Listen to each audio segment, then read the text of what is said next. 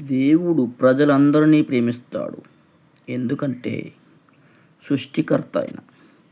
ఆయనకు అసాధ్యమైనది ఏదీ లేదు. భూమిని సృష్టించింది ఆయన, మనిషిని తయారు చేసింది ఆయన, జంతువుల్ని, పురుగుల్ని, ప్రతి దాన్ని తయారు చేసింది యేసుక్రీస్తు యెహోవా దేవుడు.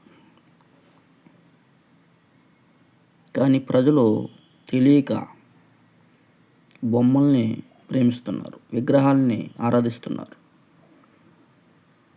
ఏనాడో యోహాను బ్రదర్ అయిన ఫరో తయారు చేసిన దూడ బొమ్మ నుంచి తయారైంది ఈ విగ్రహాలు.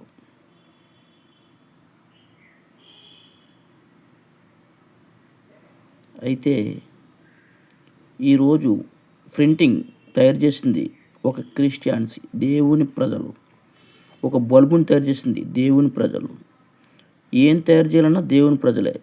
ప్రింటింగ్ అక్షరాలు తయారు చేసింది దేవుని ప్రజలు. దాన్ని మార్చి ఇవన్నీ తయారు చేశారు, అక్షరాలను తయారు చేశారు. ఆ అక్షరాలను పట్టుకుని మీరు ఎదురు తిరుగుతున్నారు. కానీ ఆ అక్షరం ఎక్కడి నుంచి వచ్చిందో తెలియట్లేదు మీకు. ఆది యందు వాక్యముండును, ఆ వాక్యమే దేవుడు అయ్యుండును, ఆ వాక్యమే అక్షరం. ఈ పరిశుద్ధ వాక్యం దేవుడు దీవించి ఆశీర్వదించును గాక. ఆమేన్.